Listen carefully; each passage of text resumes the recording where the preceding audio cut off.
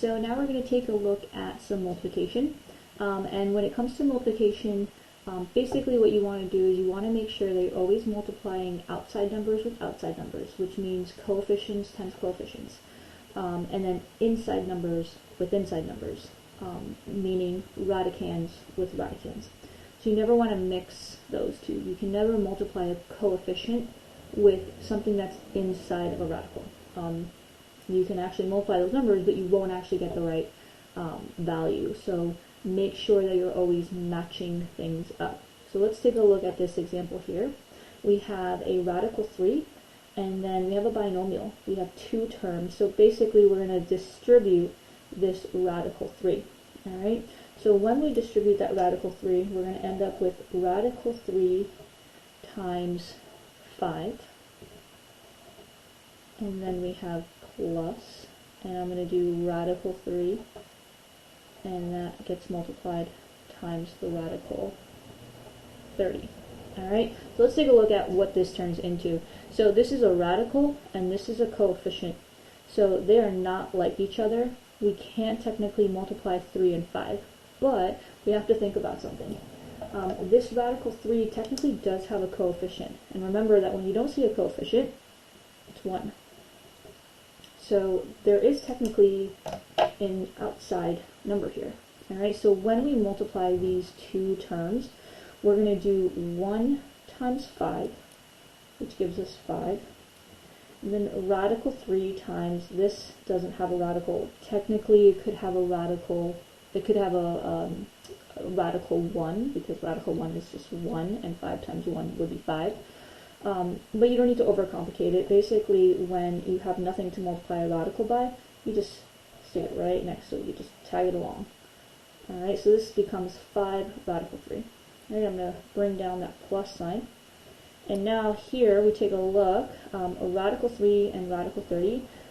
Technically the coefficients, because we do have outsides and insides always, so these are both technically 1, right? 1 times 1 is just 1, so I don't need to write that, but I want you to be aware that everything does have a coefficient and a radical.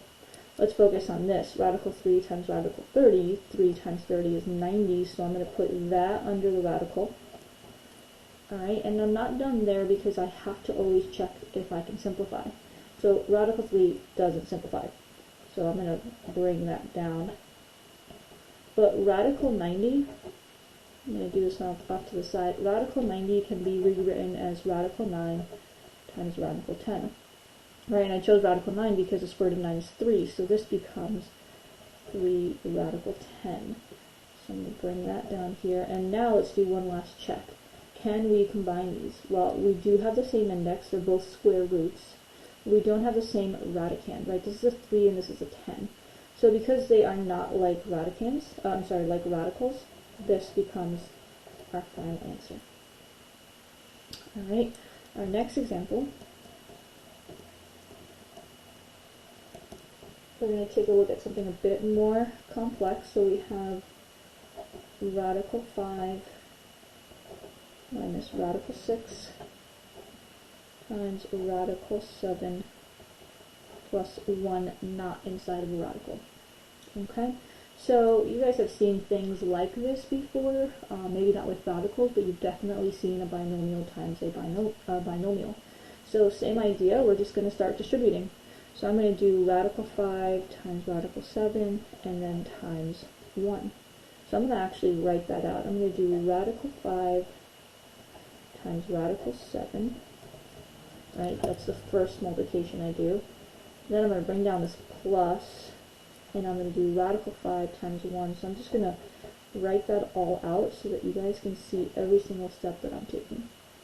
Alright, so I've completely distributed the radical 5, now I'm going to distribute this negative radical 6. So the first thing I do is negative radical 6 times radical 7. The next thing I would do is negative radical 6, so I'm going to write that down, times a positive 1. Alright, so this might look like a lot, but this is going to get a lot simpler very quickly. So radical 5 times radical 7, those are both inside, so that becomes radical 35. radical 5 times a coefficient of 1. Remember, these are not the same.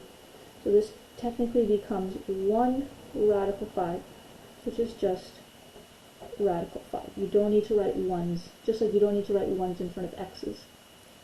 Next, we have a negative on the outside, so be careful because it's not a negative 6, it's a negative 1 times a radical 6. Okay, so what I'm going to do is a negative times a positive is a negative, and then radical 6 times radical 7 is 42. Alright, again, a negative times a positive, so this stays negative.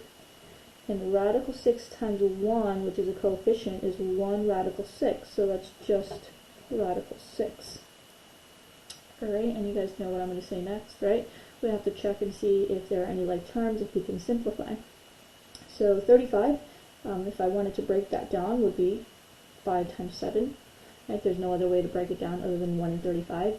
So that I can't find pairs, right? I'm looking for the square root, so that stays the way it is. Radical 5 is prime, so that can't change. 42 is made up of 6 and 7. Well, if I break up 6, I get 2 and 3, and I still have no pairs, right? No pair of 2s, no pair of 3s, and definitely no pair of 7s. So that stays as is. And 6 is 2 times 3, again, no pairs there. So none of these can be broken down, and although they do share the same index, they both have an index of 2, the radicands are all different. So this is my final answer, and believe it or not, this is actually considered more simplified than this. Alright, and then we have one last example.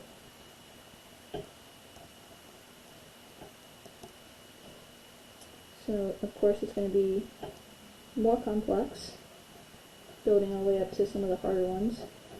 So 7 radical x plus 5, and then 3 radical x minus radical 5. Alright, so we just made this a bit more complex just because we're adding variables now. Alright, so this is still the same idea as example 5. We're still going to distribute.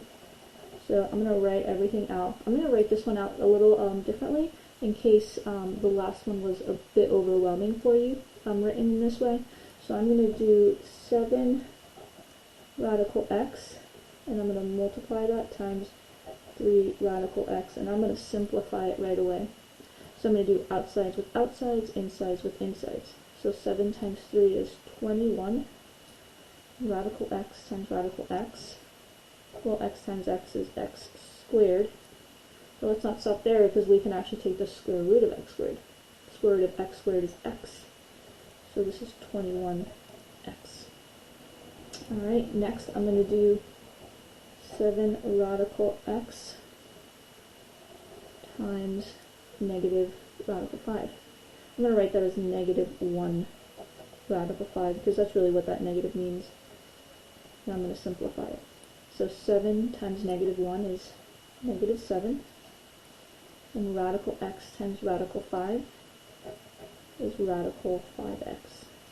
This can't be simplified any further, so we'll leave it that way.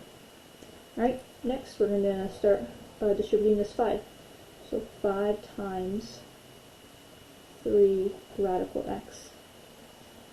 Alright, so remember, outside with outsides, insides with insides. So these coefficients get multiplied. 5 times 3 is 15. There's no other radical to multiply that radical x, so we just leave it radical x. And then the last one, we're going to do 5 times, and again, that negative represents a negative 1, so I'm going to rewrite that way. And then we have that radical 5. So, again, outsides with outsides, insides with insides, so these two coefficients can multiply. 5 times negative 1 is negative 5. There's nothing for this radical 5 to multiply by, so I'm going to just leave it. And I can't simplify that any further. So these are all what my radicals simplify to, so I just need to put that together as one answer. So I have 21x, this is negative, so that's minus 7 radical 5x. This is positive, so that's plus 15 radical x. That's negative, so that's minus 5 radical 5. And that's their final answer.